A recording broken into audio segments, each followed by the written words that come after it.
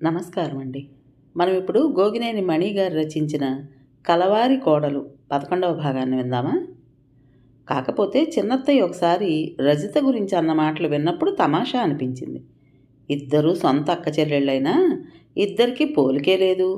శ్రీలక్ష్మి పరుగులు పెట్టినా, గలగల మాట్లాడినా, నవ్వినా అదొక తీరుగా అందంగా ఉండేది. ఈ రజిత సంగతి ఏమిటో అంతా వేరే. నడుస్తుంటే ఏదో విసురు, నిర్లక్ష్యం. మాట్లాడటం దడదళ్ళాడటమే. నవ్వటం అంటే అట్టహాసం పట్టపగలే. చిన్నత్తయ్య అత్తయ్యతో అన్న ఈ మాటలు రజిత గాని వినుంటే ఇల్లు కాసేపు రణరంగమే అవుతుంది. రజిత ప్రవర్తన చాలా విచిత్రంగా ఉంటుంది. సరదాగా మాట్లాడుతూనే ఉంటుంది. అంతలో ఏదో ఒక మాటతో కోపం తెచ్చుకుని రెచ్చిపోతుంది. రజిత, నీరజ, నేను సరదాగా కబుర్లు చెప్పుకుంటున్నప్పుడు నీరజ ఒక మాట అంది. మన ముగ్గురిలోనూ కామన్గా ఒకటి ఉంది. అది నీలో మాత్రం ఇకారమైంది. ఏమిటో చెప్పు? నవ్వుతూ రజితను అడిగింది. ఒక్క క్షణం ఆలోచించగానే అర్థమైంది. మా ముగ్గురి పేర్లలోనూ జా అనే అక్షరం ఉంది. అదే రజిత పేరులో జీ అయిందని తన ఉద్దేశం అయి ఉంటుంది. ఆ మాటే నేను అడగబోతుండగా రజిత కోపంతో పెద్దగా అరిచేసింది. మీ ఇద్దరిలోనూ సవ్యంగా ఉన్నదేమిటి, నాలో వికారంగా ఉన్నదేమిటి? అసలు నాకు మీకు పోలికేమిటి? నేను మీలా పెరిగిందాన్ని కాదు. నన్ను పెంచిన వాళ్ళు అరచేతుల్లో పెట్టుకుని అల్లారు ముద్దుగా పెంచారు. మీకు ఒకరికి అమ్మ లేదు, ఒకరికి అయ్యలేడు. నాకు కన్నవాళ్ళు, పెంచిన వాళ్ళు 2 పుట్టినిళ్ళ బలగం ఉంది. రజిత వాక్ ప్రవాహం అలా సాగిపోతుంటే నీరజ బెదిరిపోయింది. కళ్ళ నీళ్లతో, అయ్యో రజిత, నేనన్నది జా అనే అక్షరం జీ అయిందని తమాషాగా చెప్పబోయానంతే. సర్ది చెబుతున్నా వినిపించుకోలేదు. నన్ను వెక్కిరించేపాటి దానివి కావు, నీ లిమిట్స్లో నువ్వుండు అని రుసరుసలాడుతూ వెళ్ళిపోయింది. ఆశ్చర్యం ఏమిటంటే ఆ సాయంకాలమే ఏమీ జరగనట్టుగా నవ్వుతూ పలకరించింది. తన మూడు ఎప్పుడు ఎలా ఉంటుందో, ఎలా మారిపోతుందో ఎవరికీ తెలియదు. మొత్తానికి రజిత వచ్చిన దగ్గర నుండి ఇల్లు కళకళలాడటం సంగతి ఏమో కానీ చిన్నపాటి గాలివానలు మాత్రం మామూలయ్యాయి. మా పెళ్లి సందర్భంగా నాన్నగారు మాకిచ్చిన డబ్బును బ్యాంకులో ఉంచి మా పరిధిలో తెలిసిన అవసరమైన వాళ్లకు కొంతమందికి పెళ్లి ఖర్చులకు సహాయంగా ఇస్తుంటే బాగుంటుందని నేను అన్నప్పుడు విష్ణు చాలా మంచి ఆలోచన అని మెచ్చుకున్నారు. ఆ రోజు విష్ణు, నువ్వు తలపెట్టిన మంచి పనికి ఉడతలా సాయం చేద్దామని ఒక క్యాండిడేట్ని వెతికి పట్టుకున్నాను అని చెప్పారు. విష్ణు కారు డ్రైవర్ రమణ చిన్న అన్న ఆ మధ్య యాక్సిడెంట్లో చనిపోయాడు. అతని కూతురు నాగమ్మ రమణ వాళ్ళ ఇంట్లోనే ఉంటుంది. ఆ అమ్మాయి పెళ్లి బాధ్యత రమణ వాళ్ళదే. వాళ్ళ దగ్గర బంధువుల అబ్బాయి కాశీతో పెళ్లి నిశ్చయమైంది. ఆ అబ్బాయికి చిన్న ఇల్లు ఉంది. ఏదో చదవడం రాయడం తెలుసును కానీ చదువు లేదు. ఎక్కడ కూలి పనికి వెళ్లాల్సిందే. కట్నం డబ్బును రమణ అన్నదమ్ములు ముగ్గురు కలిసి సర్దుబాటు చేయాలి. 6 నెలల క్రితమే రమణ పెళ్ళయింది. అప్పుడు మొత్తం ఖర్చులన్నీ విష్ణుయే పెట్టారట. అందుకని ఇప్పుడు మళ్ళీ అడగలేక రమణ వేరే చోట అప్పు కోసం చూస్తున్నాడని విష్ణుతో ఇంకో డ్రైవర్ చెప్పాట. ఇది సంగతి.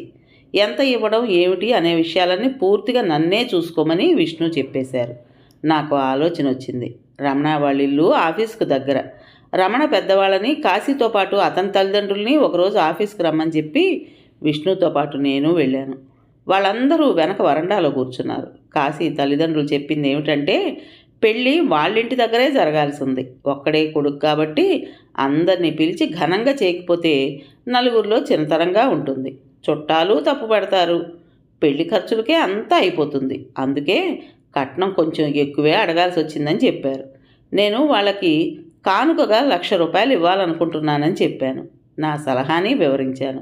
ముఖ్యమైన బంధువుల్ని పిలిచి వీలైనంత తక్కువ ఖర్చుతో పెళ్లి జరిపించి మిగతా డబ్బును కాశీ ఏదైనా ఉపాధి ఏర్పరచుకోవడానికి ఉపయోగిస్తే బాగుంటుందేమో ఆలోచించమన్నాను.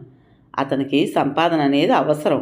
కొద్ది పెట్టుబడితో ఏదైనా చిన్న షాపు లాంటిది పెట్టుకుంటే బాగుంటుందని సలహా ఇచ్చాను. కాశీ తల్లిదండ్రులకి నా ఆలోచన అంత నచ్చినట్లు లేదు కానీ కాశీ మాత్రం వెంటనే చాలా ఆనందంగా స్పందించాడు. వాళ్ళకి దగ్గరలో కిరాణా కొట్టు ఏదీ లేదట. వాళ్ళ ఇంటి ముందే ఏర్పాటు చేసుకుంటే బాగుంటుందనే ఆలోచన వచ్చింది కానీ పెట్టుబడికి డబ్బు లేక ఊరుకున్నాను అన్నాడు. తప్పకుండా అలాగే చేస్తాను అన్నాడు. అతని తల్లిదండ్రులకి నేను నచ్చజెప్పే ప్రయత్నం చేశాను. ఇంట్లో జరిగే వేడుక కోసం ఉన్నదానిలోంచి కొంత ఖర్చు చేయడం మంచిది కానీ ఉన్నదంతా లేక అప్పు చేసి ఖర్చులు పెట్టడం వలన ప్రయోజనం ఉండదన్నాను. కాశీ సంపాదనలో పడి బాగా సెటిల్ అయ్యాక అప్పుడు ఏ శుభకార్యమైనా అందరినీ పిలిచి ఘనంగా చేసుకోవటం బాగుంటుంది కదా అని సూచించాను. అతని తల్లిదండ్రులిద్దరూ కూడా అప్పుడు సంతృప్తిగా తలలూపారు. రమణ వాళ్ళ అన్నదమ్ముల్లో చాలా రిలీఫ్ కనిపించింది. అప్పు చేయాల్సిన అవసరం తప్పింది కదా. నాకు బాగా సంతృప్తిగా సంతోషంగా అనిపించింది. మా పెళ్లి కోసం ఖర్చు చేయాల్సిన అవసరం లేకపోవడంతో నాన్నగారు నాకు కానుకగా ఇచ్చిన ఆ డబ్బులో 10 జంటల పెళ్లి ఖర్చుల్ని నేను భరించగలగడం మంచి విషయమేగా. కాకపోతే ఈ విషయమే ఇంట్లో ఓ పెద్ద రభస జరగడానికి కారణమై కూర్చుంది. యథాలాపంగా అడిగినట్లుగానే రజిత నన్ను ఒకసారి నా నగలు చూపించమని అడిగింది. నాకు ఎక్కువగా లేవని నేనేదో చెప్పబోతుండగానే పెద్దగా నవ్వేసింది. మీ నాన్న పాపం బడిపంతులని తెలుసుగా, ఆయన ఏం చేయించలేరని నాకెందుకు తెలియదు? నేను అడిగింది మా అక్క కోసమని అత్త చేయించిన నగలన్నీ నీకే ఇచ్చేసిందట కదా. ఆ నగల గురించి మా వాళ్ళందరూ గొప్పగా చెప్పుకోవడం విన్నాను. అవి చూద్దామని. విష్ణు తన ఫైల్స్ అవి పెట్టుకునే బీరువాలో పెట్టినవి ఏం చేశారో నాకు తెలియదు. అన్నీ లాకర్లో పెట్టారో అలా ఉంచేశారో నేను అడగలేదు. ఆ బీరువాని తెరిచే అవసరం నాకు రాదు. ఆ నగల విషయం నాకేమీ తెలియదు అనగానే నా వైపు చాలా విచిత్రంగా చూసింది. చూపించడానికి భయపడుతున్నట్లున్నావే అంది పెదవుల్ని సాగదీస్తూ. భయం దేనికి? అర్థం కాలేదు నాకు. ఎందుకేమిటి?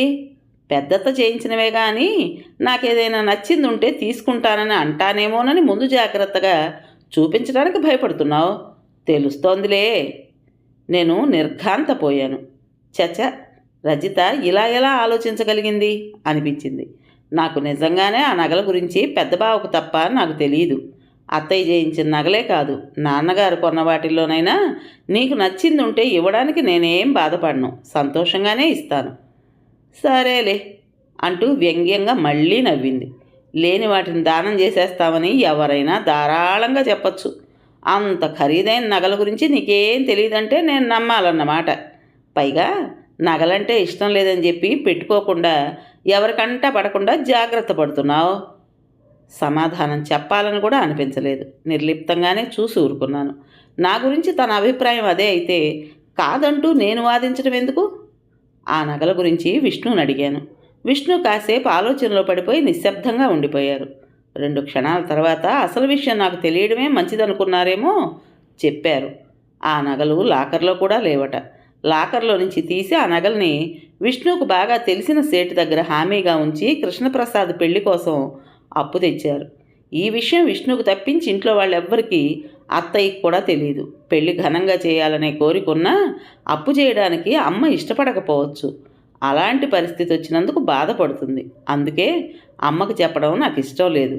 బిజినెస్ వ్యవహారాల్లో సర్దుబాటు చేసుకోవడానికే పెద్ద మొత్తంలో కావలసిన అప్పు కోసం ప్రయత్నాలు చేస్తున్నాను. పెళ్లి ఖర్చుల కోసము ఎక్కడో అప్పు చేసే ఇబ్బంది కంటే ఇలా నగలను ఉంచటమే బాగుంటుంది అనుకున్నాను. 1-2 సంవత్సరాల్లో పరిస్థితి అంతా చక్కబడుతుందనే నమ్మకం నాకు పూర్తిగా ఉంది.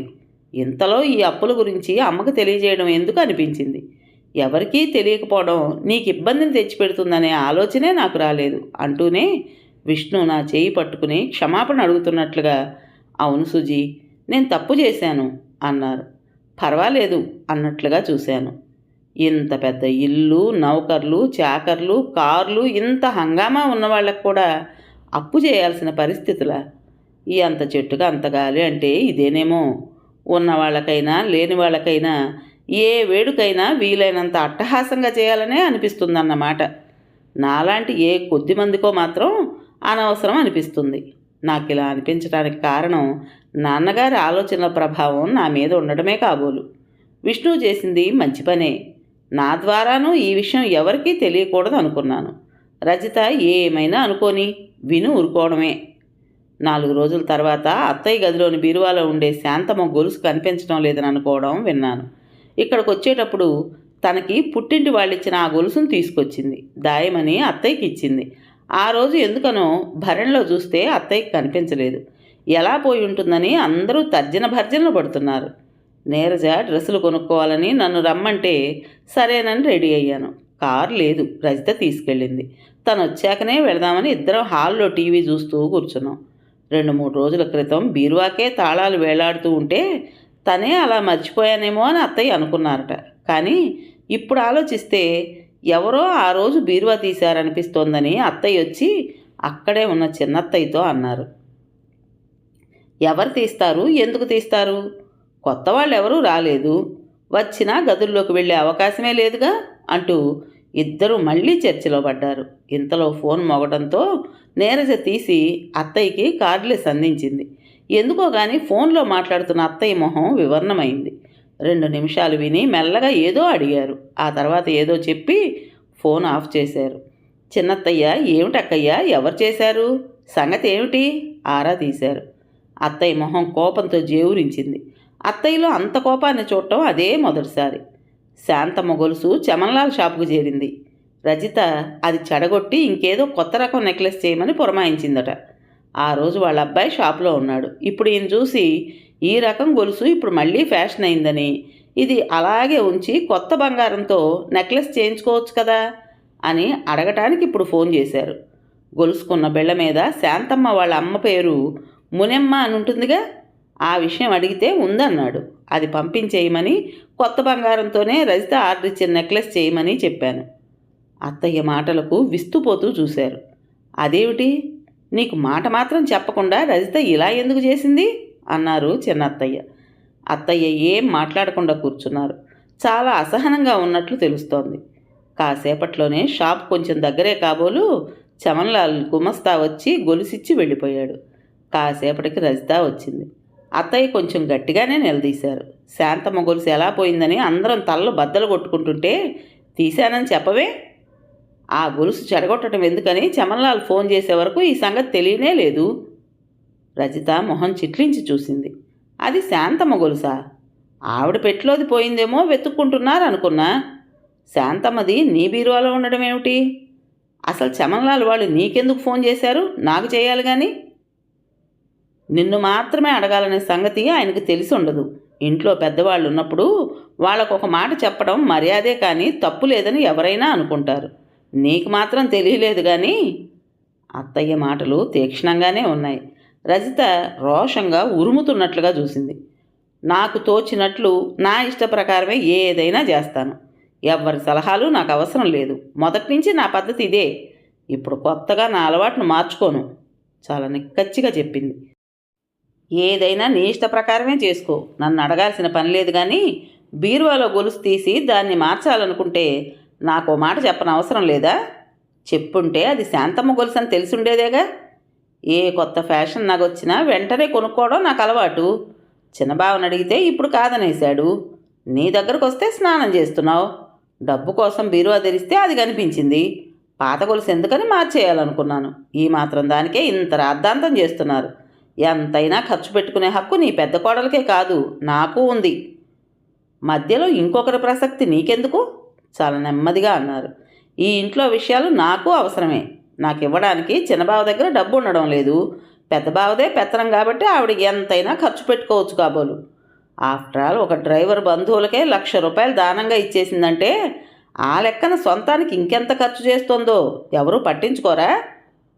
వాళ్ళ నాన్న బడిపంతులు కాకపోయి ఉంటే అదంతా వాళ్ళ నాన్న ఇచ్చిన డబ్బేనని గొప్పలు కూడా చెప్పుకునేదేమో. రజిత మాటలకు నేను హతాశురాలనయ్యాను. మధ్యలో అనవసరంగా నా ప్రసక్తి తీసుకొచ్చింది.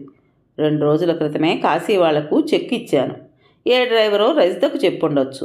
నేను నీరజ్తో కానీ రజితతో కానీ ఈ మాట అనలేదు. రహస్యమని కాదు, అలాగని అందరికీ చెప్పాల్సిన అవసరం ఉందని నేను అనుకోలేదు. ఇప్పుడు ఈ విషయాన్నే ఆధారం చేసుకుని రజిత అవమానకరంగా ఆరోపణలు చేస్తుంటే ఏం చేయాలో ఎలా మాట్లాడాలో తోచక విమూఢిరాల్లా చూస్తూ ఉండిపోయాను. అత్తయ్య నన్ను ఈ స్థితి నుండి కాపాడతారని నేను అస్సలు ఊహించలేదు. నిజంగానే నువ్వు నమ్మినా నమ్మకపోయినా డబ్బు సుజనకు వాళ్ళ నాన్నగారు ఇచ్చిందే. విష్ణు ఇవ్వలేదు. నీకు డబ్బు కావాల్సి వస్తే నన్ను అడుగు, లేదా కృష్ణను అడుగు. అంతేగాని అనవసరమైన విషయాలు మాట్లాడకు. పెళ్ళికి ఈ మధ్యనే నగలు కొన్నారు కదా అని ఇప్పుడు అనవసరం అని కృష్ణ లేదన్నాడేమో. అలసిన శరీరానికి చందనపోతల అత్తయ్య మాటలు నా మనసుకి స్వాంతనిచ్చాయి. ఆఫీసు నుండి రాగానే ప్రతిరోజు అరగంట సేపైనా విష్ణు అత్తయ్య దగ్గర కూర్చుని అన్ని విషయాలు మాట్లాడతారని తెలుసు. ఈ సంగతి చెప్పారన్నమాట. ఓహో, నీకు తెలుసు అన్నమాట. బిజినెస్ చేస్తూ కోట్లు సంపాదిస్తున్న మా నాన్నే నాకు ఇవ్వలేదు కానీ చిన్న ఉద్యోగం చేసుకుని బ్రతికి ఆయన లక్షల్లో ఇచ్చాడని చెబితే నీలా నమ్మడానికి నేనంత తెలివి తక్కువ దాన్ని కాదు. డబ్బు కోసం దేవరించాల్సిన పరిస్థితి నాకేమీ లేదు. ఒక్క ఫోన్ చేస్తే మా నాన్నే పంపించగలడు. కాకపోతే మీ పరువు బజార్న పడేయటం ఎందుకని ఊరుకున్నాను. పెద్దత్త, ఇప్పుడే చెప్తున్నాను, ఏమన్నా నీ పెద్ద కోడల్లా నేను పడుంటానని అనుకోకు. నేను తనలా పైసా పైసా లెక్క పెట్టుకునే కుటుంబం నుంచి వచ్చిన దాన్ని కాదు. నీకు తెలుసు, మా ఇద్దరికీ చాలా తేడా ఉంది. గొంతు పెంచి రోషంతో రెచ్చిపోతున్నట్లుగా మాట్లాడింది.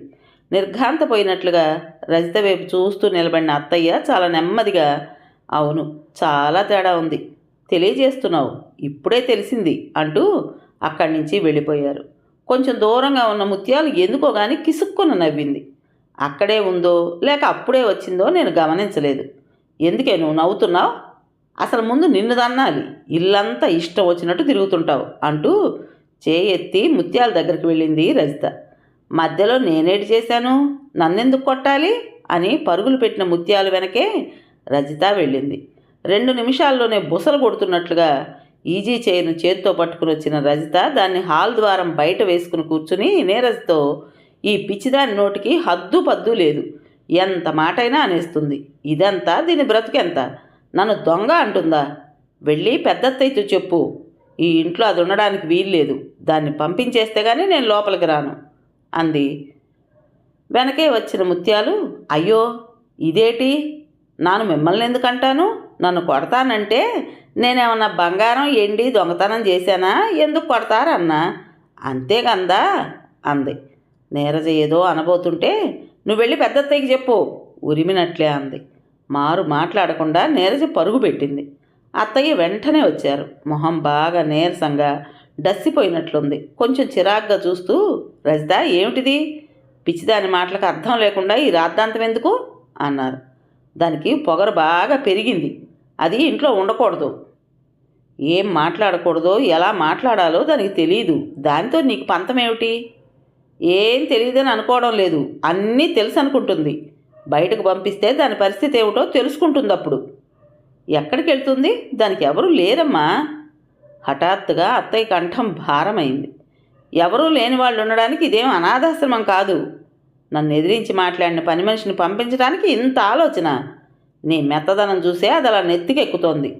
నా ఇష్ట ప్రకారం ఒక పని మనిషిని కూడా బయటకు పంపించలేకపోతే కోడలుగా ఈ ఇంట్లో నాకు పరువేమున్నట్లు నిలదీసింది.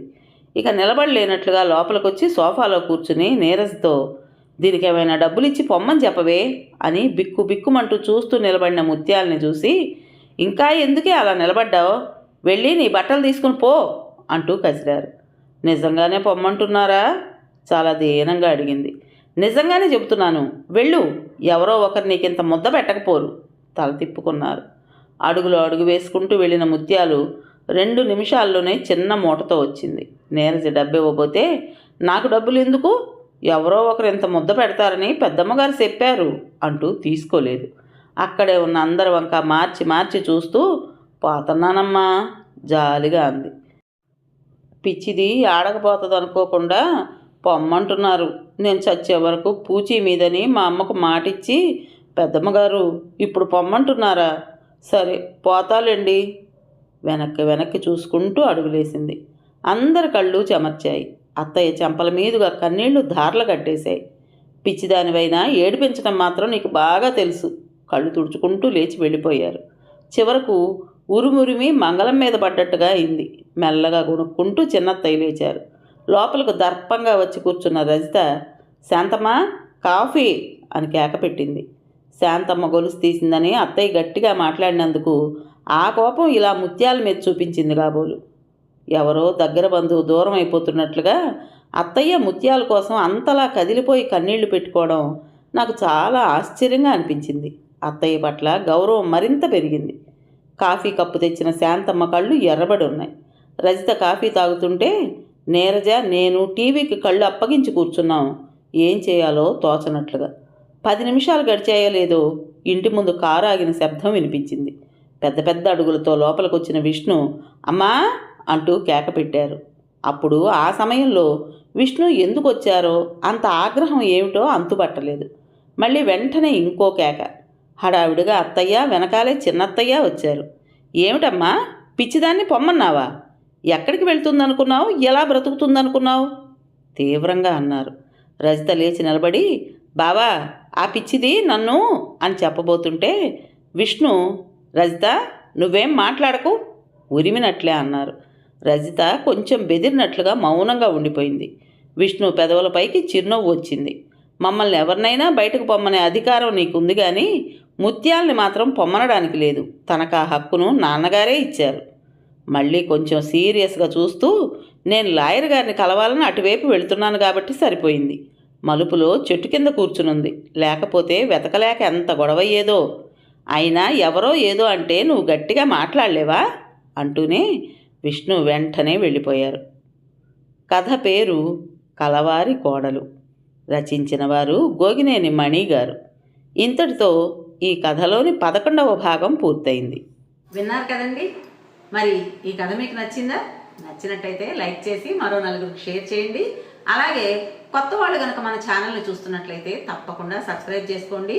మరి ఇంత మంచి కథను మనకు అందించిన రచయిత్రి గారికి మనందరి తరపున మనస్ఫూర్తిగా ధన్యవాదాలు తెలియజేసుకుంటూ ఉంటానండి.